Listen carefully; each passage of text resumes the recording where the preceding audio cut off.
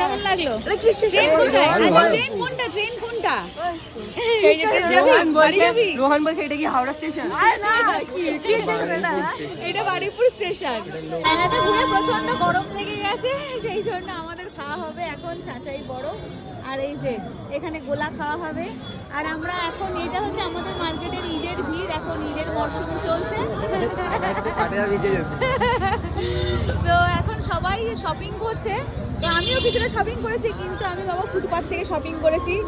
150 টাকার নাইটি, 150 টাকার, only for 150 টাকার নাইটি। সস্তার মাল বস্তায় ঘুরিয়ে নিয়েছি। 3টে নাইটি নিয়েছি, একটা আমার, একটা আমার দিদির, একটা আমার মায়ের জন্য কিনেছি। আর বাবার জন্য একটা ফতুয়া কিনেছি, এই যে দিবাকরের হাতে রয়েছে।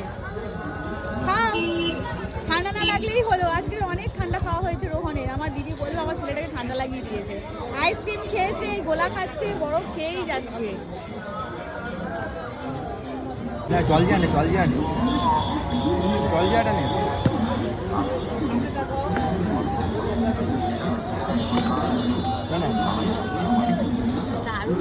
না না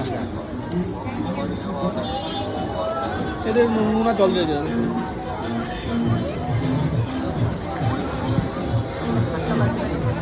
দুজনকে ভালো লাগছে। কই মামা, কই মামা, মামাকে বার হতে বল। ও আচ্ছা আচ্ছা, ভালো লাগছে, ভালো লাগছে।